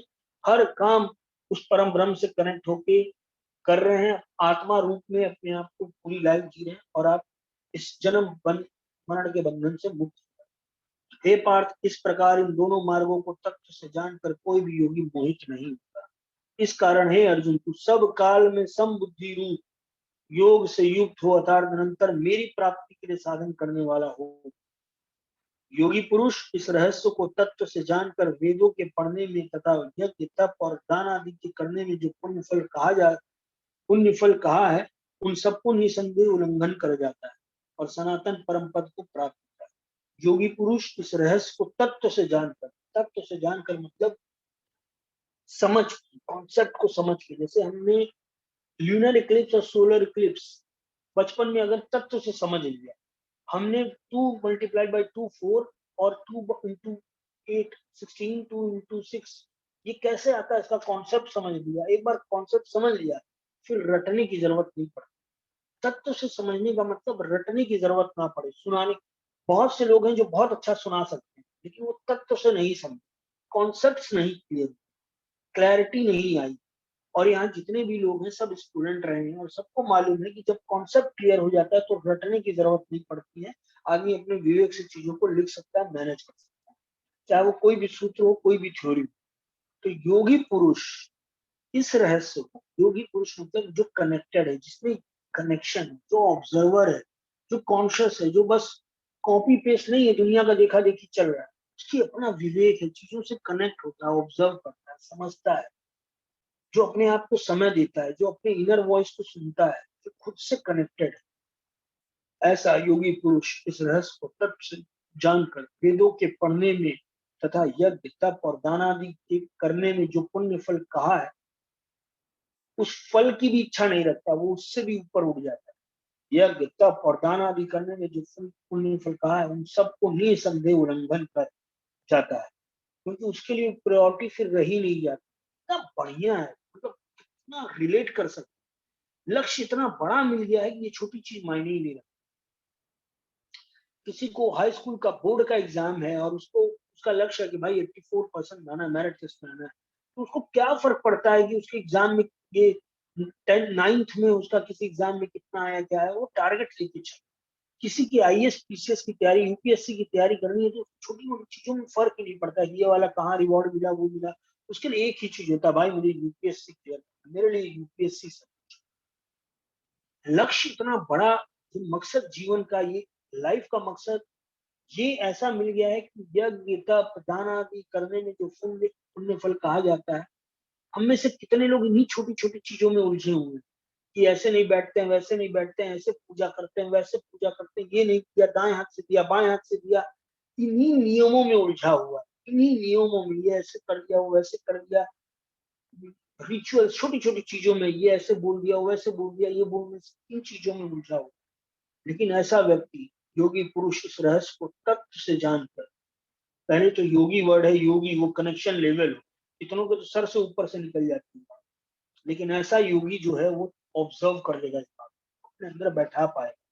योगी पुरुष इस रहस्य को तत्व से जानकर वेदों के पढ़ने में तथा यज्ञ तप और दान आदि के करने में जो पुण्य फल कहा है, उन सबको निसंदेह उल्लंघन कर जाता है और सनातन परम पद को, उस परम पद को जो निरंतर है, जो पृथ्वी और ये दिन और रात और ये पृथ्वी का होना, पृथ्वी के ना होना, उससे भी परे हो, उसको प्राप्त, सनातन परम पद को प्राप्त करता है।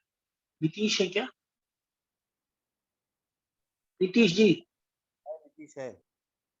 जी नीतीश जी, वो ओम तस्वीर, हरे कृष्ण। हरे कृष्ण। ओम तत्सत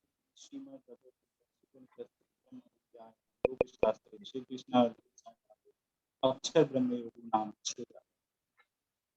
हरे thank you so much Nitish जी।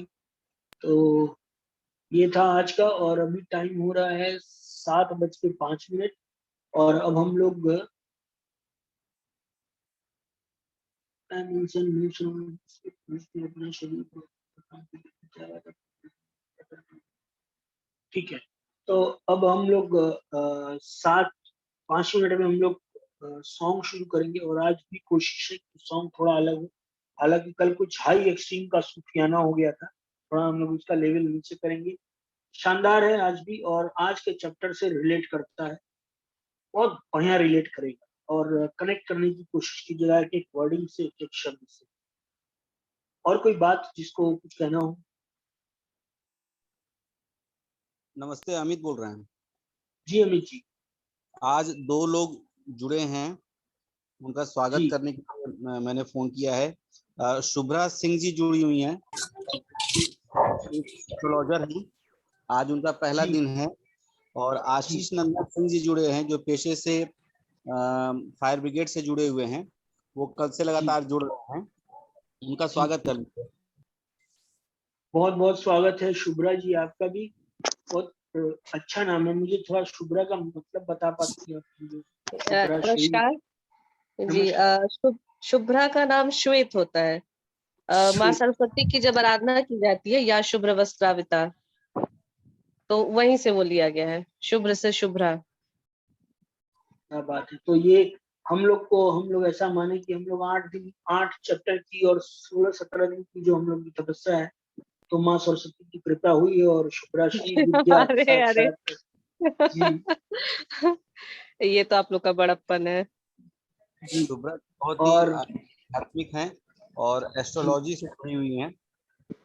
जी नहीं, और एस्ट्रोलॉजी इज टोटली साइंस, पूरा पूरा विज्ञान है। और मैं वाकई मुझे आश्चर्य होता है कि कनेक्शन की स्थिति ये होती है कि जो ऋषि मुनि उस समय ध्यान से, जो आज हम लोग दुनिया भर के लेंसेज लगा के पृथ्वी को और दुनिया भर के वैज्ञानिक उससे करते हैं, वो सिर्फ बैठे बैठे ध्यान पूर्वक, ध्यान के माध्यम से ही ग्रहों की सारी स्थिति, सारी चाल, सारा कृष्ण पक्ष, शुक्ल पक्ष और गति और जी जी पूर्णिमा और सब कुछ उन्होंने सिर्फ ध्यान के माध्यम से ही उस पूरे विज्ञान को प्रकट कर दिया।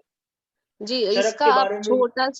छोटा सा एक जी जी उदाहरण आप खुद से में भी देख सकते हैं कि जब हम इतने छोटे स्तर पे हैं, हम लोग तो खैर उन लोग को छू भी नहीं सकते हैं, लेकिन जब छोटे स्तर पे ही भी हम मेडिटेशन करते हैं या ध्यान करते हैं, तो मैंने काफी ये देखा है कि जब किसी को आप याद करिए, ये तो जो लोग मेडिटेशन नहीं करते हैं यूजुअली उनको भी देखिए कि जिससे बहुत ज्यादा लगाव रहता है, आप उनके बारे में सोचिए, तो उनका सडनली फोन आ जाना कि यार तुम्हारी बहुत याद आ रही थी।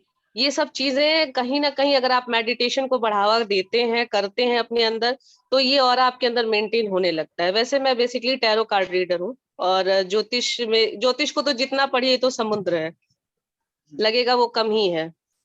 जी तो अभी ज्योतिष की पढ़ाई भी ये नहीं कहूंगी मैं पूरा परिपक्व हो चुकी हूँ।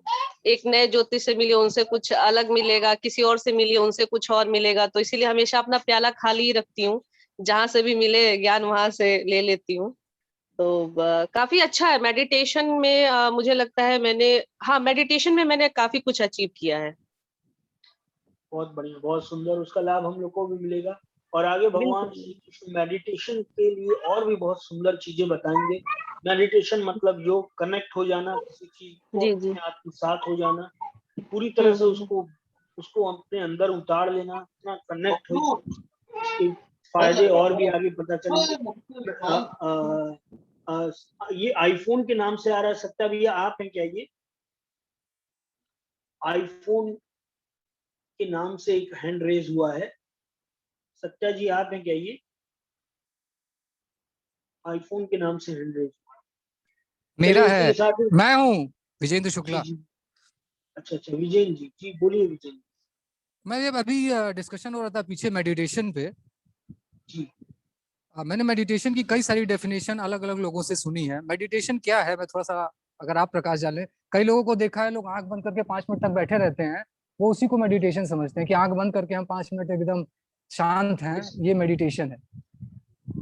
मेडिटेशन की परिभाषा मैंने अलग अलग लोगों की अलग अलग देखी है। जी अभी मैम भी इसकी बता सबसे। रही थी कि आप आंख बंद करके याद करते हैं किसी को तो आप कनेक्ट हो जाते हैं। तो थोड़ा सा इस पे जी अगर आप, और मेरा एक पहले भी क्वेश्चन था, आप उस पर भी अगर थोड़ा प्रकाश डालें तो। जी, कौन सा क्वेश्चन था आपका? वो आईफोन वाला जो आपने पहले देखा था, मैंने नीचे अपना नाम भी डाला था, शुक्ला। मैं पढ़ कृष्ण नहीं पाया था इस कृष्ण बार। कृष्ण जी गीता, क्या कृष्ण ही गीता है या गीता उनके अपार्ट भी कुछ है? बहुत अच्छा क्वेश्चन किया था और मुझे वाकई सुंदर लगा था क्वेश्चन। मेडिटेशन के बारे में श्री कृष्ण आगे इस भगवत गीता में बोलेंगे, इसलिए हम अच्छा होगा कि हम उन्हीं के मुंह से सुने। बहुत सुंदर तरीके से मेडिटेशन का मतलब वो बताएंगे कि क्या है मेडिटेशन, और वो करा देंगे। इसी भगवत गीता में हम सब मेडिटेशन कर रहे हैं, हमको पता भी नहीं चलेगा चल रहा है। और इसका रिजल्ट आने वाले समय में जो लोग ज्वाइन किए हुए हैं उनको पता चलेगा कि उनके अंदर क्या काबिलियत, मेडिटेशन अपने आप प्रकट हो चुका है। दूसरी बात, भगवत गीता कृष्ण है, श्री कृष्ण भगवत गीता है।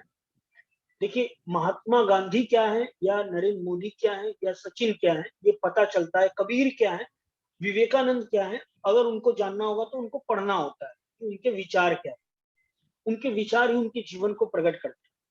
तो इसी तरह श्री कृष्ण का जीवन और श्री कृष्ण ने भगवत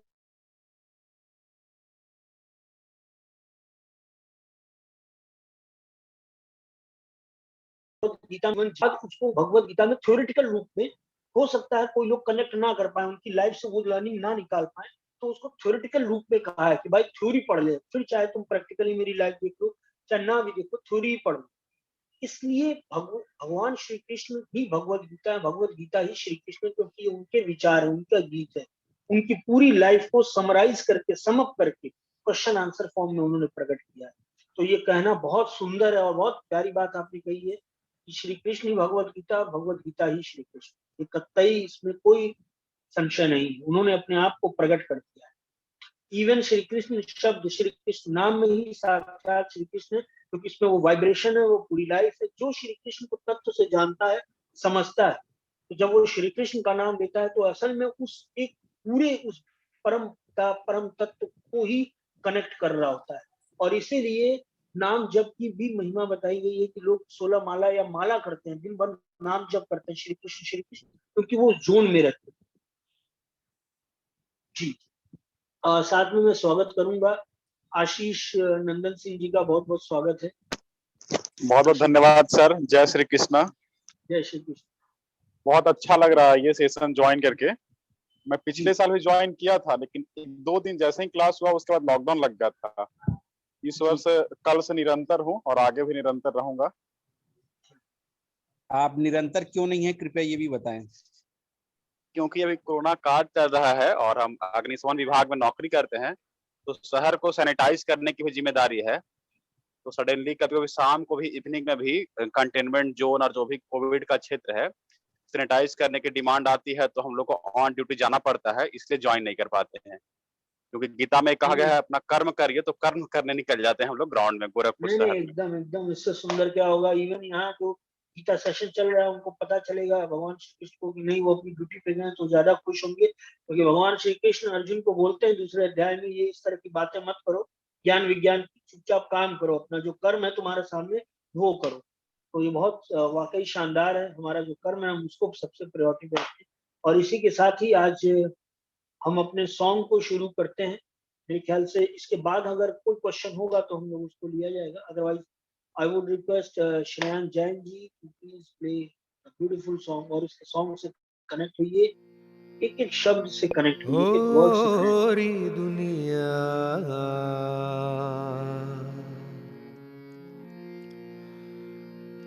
होरी दुनिया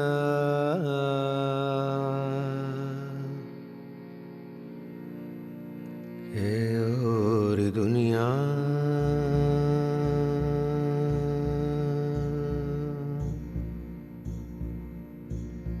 हे सुरमई आँखों के प्यालों की दुनिया, ओ दुनिया सुरमई आँखों के प्यालों की दुनिया, ओ दुनिया सतरंगी रंगों गुलालों की दुनिया, ओ दुनिया सतरंगी रंगों गुलालों की दुनिया, ओ दुनिया अलसाई सेजों के फूलों की दुनिया, ओ दुनिया रे अंगड़ाई तोड़े कबूतर की दुनिया, ओ दुनिया रे हे करवट ले सोई हकीकत की दुनिया, ओ दुनिया दीवानी होती तबीयत की दुनिया, ओ दुनिया ख्वाहिश में लिपटी जरूरत की दुनिया, ओ दुनिया रे हे इंसान के सपनों की नीयत की दुनिया, ओ दुनिया और दुनिया और दुनिया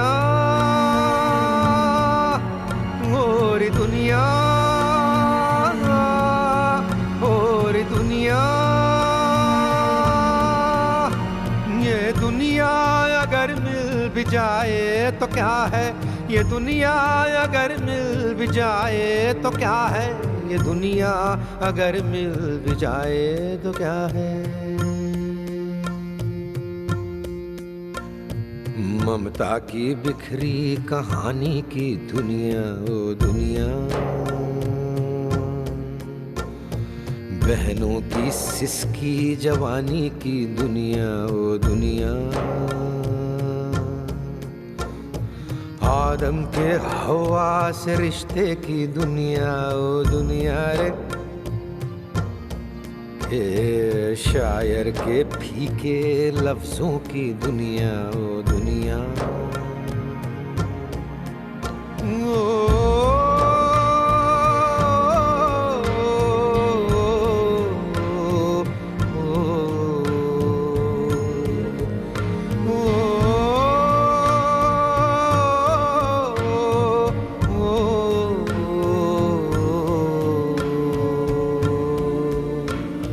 गालिब के मोमिन के ख्वाबों की दुनिया, मजाजों के उन इनकलाबों की दुनिया, गालिब के मोमिन के ख्वाबों की दुनिया, मजाजों के उन इनकलाबों की दुनिया, फैज़ फिराकों साहिर व मखदूम मीर की ज़ौक़ की दागों की दुनिया।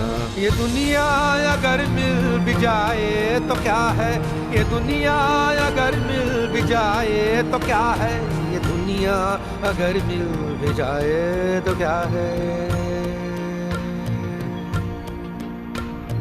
पलछिन में बातें चली जाती हैं, पलछिन में रातें चली जाती हैं, रह जाता है जो सवेरा वो ढूंढे, जलते मकाम में बसेरा वो ढूंढे, जैसी बची है वैसी की वैसी बचा लो ये दुनिया,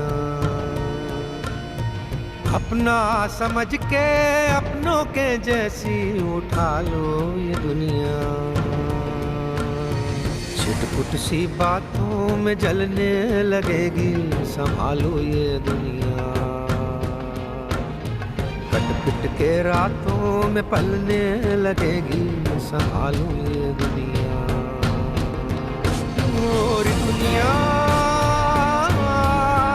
और दुनिया, वो कहे है कि दुनिया ये इतनी नहीं है, सितारों से आगे जहाँ और भी है, ये हम ही नहीं है वहाँ और भी है, हमारी हर एक बात होती वही है, हमें ऐतराज नहीं है कहीं भी, वो आलिम है फाज़िल है होंगे सही ही, मगर फ़लसफ़ा ये बिगड़ जाता है जो वो कहते हैं। आलिम ये कहता वहाँ ईश्वर है, फाज़िल ये कहता वहाँ अल्लाह है, काबिल ये कहता वहाँ ईसा है, मंजिल ये कहती तब इंसान से कि तुम्हारी है तुम ही संभालो ये दुनिया।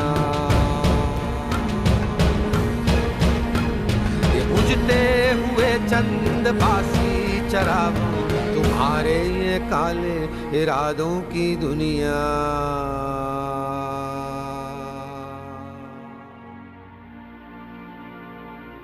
और दुनिया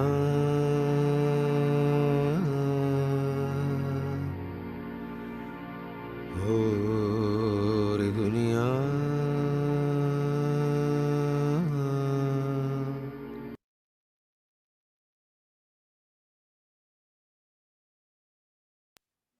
Thank you, Shreyans, and thank you, Vibhor, for this beautiful song. प्रखर ज्वाइन किए ये आप, प्रखर आपका पहली बार है? प्रखर, अगर आप सुन रहे हो तो जी प्रखर। यस सर, मैं शालिनी बोल रही हूँ। जी शालिनी, ये मेरा पहला मीटिंग है। जी, प्रखर तो मेरे बेटे का नाम है। कहाँ से ये लिंक मिला, किसके माध्यम से आप जुड़ी? नीतीश राज कौशल से। क्या बात है नीतीश जी तो अगर कोई कंपनी स्टार्ट कर दें MLM वाली, मल्टी लेवल मार्केटिंग, तो पूरी चेन बना डालेंगे। Thank you so much Nitish. और राहुल जी, आपका भी बहुत बहुत धन्यवाद। राहुल सर, मतलब आज का सेशन थोड़ा ज्योग्राफी से भी रिलेटेड था, तो राहुल सर जी सर, मैं सुन जी, और ये तो आप ही बता पाएंगे कि कैसे पृथ्वी आती है और कितना साल होता है, क्या चीज होता है। मेरे ख्याल से वो सारी बात सही थी। अगर मैं बताऊं ब्लैक होल से आना और फिर लाखों साल रहना और फिर वो लीन हो जाना, गायब हो जाना, विज्ञान भी है सर।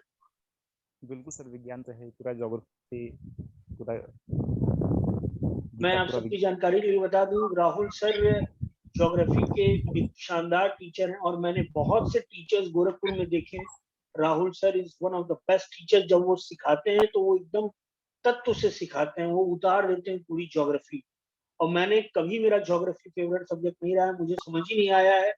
ल्यूनर और सोलर इक्लिप्स मुझे रटना पड़ता था, लेकिन जिस दिन राहुल सर को मैंने पढ़ाते देखा, मैं दंग रह गया। और बहुत शानदार, किसी दिन ज्योग्राफी को लेके सर भी कुछ अपनी बातें बताएंगे। आज के लिए बहुत बहुत धन्यवाद सभी को। और कोई बात, कुछ बात किसी को कहनी हो, बतानी हो, पूछनी हो, एनीथिंग? अमृत जी, जी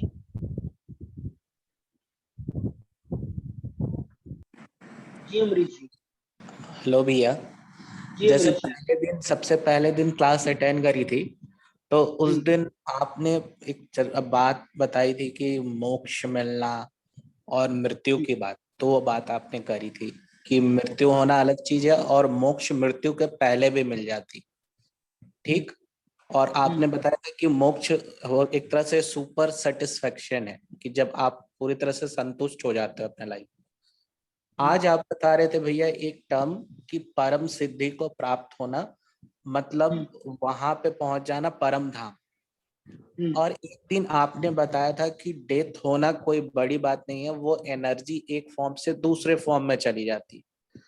तो मतलब मेरे दिमाग में ये मतलब उधर उधर चल रहा था कि मरने के बाद जब वो परम सिद्धि को प्राप्त होते होंगे तो उनकी एनर्जी का क्या होता होगा, वो कहाँ जा रही है फिर? वो अच्छा, एक बात बताइए, वो एनर्जी किसका अंश है? वो तो गॉड जैसे कि आप रोज बताते हैं कि वो कृष्णा का ही पार्ट है। तो ये सारी बात जो मैं बोला हूँ, वो श्री कृष्ण ही बताई है। और श्री कृष्ण ये बताते हैं कि वह उसी परम पिता परमेश्वर में लीन हो जाती है, मिल जाती है, वो उसी का तत्व बन जाती है। फिर वह जन्म मृत्यु इसके बंधन से मुक्त हो जाती है। और मोक्ष की जहां तक बात है, वो फ्रीडम ऑफ माइंडसेट है, जहाँ कुछ करने देने को नहीं रहता है, जहाँ आदमी फ्री है, मुक्त है, जहाँ उसको वो बस किरदार निभा रहा होता है और शिद्दत से निभा रहा होता है। ऐसा लगता है कितना कितना ये पागल है किसी चीज के लिए, लेकिन अंदर से वो एकदम निर्लेप, एकदम डिस्कनेक्टेड। तो ये सारी चीजें, और इसको और अभी डिटेल करेंगे आगे। इसी को आगे थोड़ा सा और फर्दर प्रोसीड करते हैं जी। जैसे अभी आपने कहा मोक्ष मतलब सेटिस्फैक्शन, कंप्लीट सेटिस्फैक्शन। जी। तो चलो, अगर जीते जी मिल गया मोक्ष तो बड़ी अच्छी बात है। मरने के बाद इसका क्या पर्पस होता है? हमारी बॉडी तो पंचतत्व में विलीन हो जाती है, आत्मा अजर अमर होती है, तो उसके बाद उसका क्या होता है? वो सेटिस्फैक्शन, सुपर सेटिस्फैक्शन या जो भी सेटिस्फैक्शन होता है, उसका क्या पर्पस होता है मरने के बाद? जी, बहुत बढ़िया क्वेश्चन पूछा है आईफोन जी आपने, मतलब विजय मनाथ शुक्ला जी आपने। And we are very lucky कि ऐसे लोग इस सेशन में हैं जिनके डाउट्स हैं, क्वेश्चंस हैं, और रेलेवेंट बहुत अच्छे क्वेश्चंस हैं, डीप क्वेश्चंस हैं। और भगवत गीता हर क्वेश्चन का आंसर देने के लिए तत्पर है। और इसीलिए श्री कृष्ण, और हम ये कहा जाता है, ये मनुष्य जो है बहुत वैल्यूएबल है। ये जो बॉडी मिली है जिसमें विवेक, आंख, कान, नाक, आदमी सोच सकता है, ऑब्जर्व कर सकता है, अपने आसपास देख सकता है, चीजों को इवेल्युएट कर सकता है। जो पढ़ा है उसको उसको अपनी कसौटी पे देख सकता है कि जो मैंने पढ़ा है वो सही है कि गलत है। उसमें किताब में तो ये लिखा था और चीजें मैं ये देख रहा हूँ। ये एक बॉडी मिलती है जहां आदमी चीजों को समझ सकता है। और कोई भी बॉडी मिलती है, जब उसको कोई जानवर की बॉडी मिलती है, कोई भी बॉडी मिलती है, तो वो उसमें वो विवेक चीज नहीं रहती। वो एक्सप्रेस नहीं कर सकता, वो क्वेश्चन नहीं कर सकता, वो पूछ नहीं सकता है। इसलिए ये एक माध्यम होता है, जैसे कि एक गोल सर्कल है, मान लीजिए मैदान है और एक गेट है। इस गेट में कोई व्यक्ति घुसा और पूरा चक्कर लगाया, और चक्कर लगाने के बाद वापस गेट में जब आता है, गेट के पास आता है, तो ये एक एग्जिट पॉइंट होता है, यहीं से वो निकल सकता है। इसी तरह ये बॉडी, जो ह्यूमन बॉडी मिलती है, ये एक एग्जिट पॉइंट है कि आप पूरी चीजों में बार बार जन्म ले रहे हैं, मर रहे हैं, जन्म ले रहे हैं, फिर आपको बॉडी मिली, ह्यूमन बॉडी मिली, अब आप ह्यूमन बॉडी का यूज क्या कर रहे हैं? आप कॉन्शियस माइंड से चीजों को देख रहे हैं, क्वेश्चन कर रहे हैं, पूछ रहे हैं, ऑब्जर्व कर रहे हैं, अपनी नॉलेज को बढ़ा रहे हैं, क्या सही क्या गलत, ये, या सिर्फ वैसे ही चल गया, जैसे देखा देखी चल गया। तो ये जो मोक्ष वाली चीज है, ये मानव शरीर, ह्यूमन शरीर एक अवसर होता है मोक्ष की प्राप्ति का। बाकी तो सोल है अपना भटक रही है, जैसे नेचर चल रहा है वैसे वो सोल अपना चल रही है, लेकिन इस सोल को जब एक ह्यूमन बॉडी मिलती है तो एक सबसे पावरफुल टूल मिलता है, एक अपॉर्चुनिटी मिलती है, एक प्लेटफॉर्म मिलता है जहां इसका उपयोग करके वो मुक्त कर सकता है अपने आप को, मोक्ष की प्राप्ति कर सकता है, फ्री हो सकता है, वो चीजों को समझ सकता है, गॉड के एंगल तक पहुंच सकता है, उसकी विवेक, उतनी समझ अपने अंदर, तब साधना, ज्ञान, क्वेश्चन से धीरे धीरे अपनी चीजों को बढ़ा सकता है। ये इसलिए वैल्यूएबल है ये शरीर, इसलिए व्यायाम, इसलिए एक्सरसाइज, इसलिए खान पान, इसलिए आज मैं चरक को पढ़ रहा था, चरक जो कि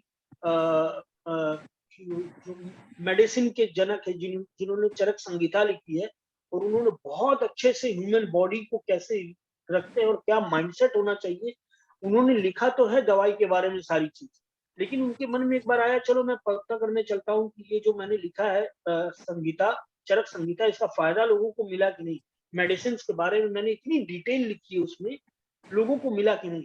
और जब वो गए तो लोग दुखी हैं, क्योंकि अब वो दवाई खा रहे हैं, हर चीज के लिए दवाई, हर चीज के लिए दवाई, हर चीज के लिए दवाई। उनको समझ में आएंगे, इसलिए तो मैंने ये नहीं लिखी थी कि लोग हर समय दवाई खाएं। तो उनका जो कोर था वो बॉडी को हैप्पी रखने का था, बॉडी को फिट रखने का था। जो क्योंकि अब जैसे मेरे लिए अगर इम्पोर्टेंट मोक्ष या चीज है ही नहीं, मेरे लिए पैसा है इम्पोर्टेंट, तो मैं हर चीज लाइफ में वही करूंगा जिससे पैसा आता। मेरे लिए मेरा नाम इम्पोर्टेंट है, पुनीत अग्रवाल, तो मैं सिर्फ उतने ही काम करूंगा, अपने आप को उतना ही एक्सप्लोर करूंगा, उतने ही एफर्ट्स डालूंगा जितने में मेरा नाम हो रहा हो। जितने में मेरा नाम खराब होने की चांस हो, या नाम ना हो रहा हो, या हो सकता है खराब हो जाए, तो मैं वो काम नहीं करूंगा। मैं अपने पोटेंशियल्स को, मैं बंधा हुआ एक गुलाम की जिंदगी जी रहा हूँ, लेकिन जब मेरी कोई चीजें ही नहीं रह जाएंगी तो मैं एक्सप्लोर करूंगा अपने पोटेंशियल्स को, और देखूंगा और जानूंगा, फिर मैं इसका सदुपयोग करूंगा, इस बॉडी का, इस लाइफ का सदुपयोग करूंगा उस मोक्ष, उस लेवल तक पहुंचने के लिए। जैसे मैंने सुन लिया कि ऐसी स्थिति आती है कि जहां आदमी मुक्त होता है, जहां फ्री होता है, जहां उसको कुछ भी फर्क नहीं डालता है, जहां वो हर स्थिति में मुस्कुरा देता है, जहां बड़े से बड़े संकट उसको परेशान नहीं करते, ऐसी स्थिति भी होती है, तो मैं उसके लिए प्रयास कर सकता हूँ इस बॉडी के लिए। इसलिए ये बॉडी बहुत इंपॉर्टेंट। इसमें थोड़ा सा मैं और ऐड करना चाहूंगा आपके साथ। आपने जो बताया कि आप किसी गेट से किसी फील्ड में घुसते हैं, आप लगाते हैं, जैसा हिंदू मैथोलॉजी में कहा गया है कि एक मनुष्य 84 लाख योनियों में जन्म लेता है जी, अलग अलग, कभी कुत्ता बनके, कभी बिल्ली बनके, कभी इंसान बनके, अपने कर्मों के हिसाब से।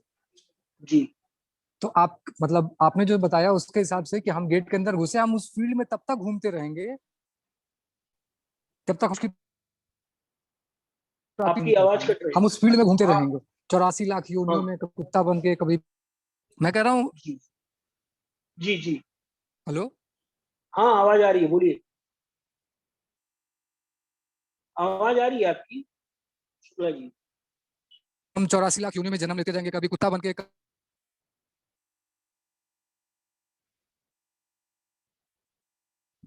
नहीं आ रही है आवाज शुक्ला जी।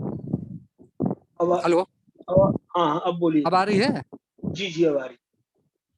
मैं कह रहा हूँ कि तो बता रहे थे कि फील्ड में शुक्ला जी, आपकी आवाज बार बार कट जा रही है, मतलब कभी आ रही है कभी कट जा रही है, आप थोड़ा नेटवर्क में आइए।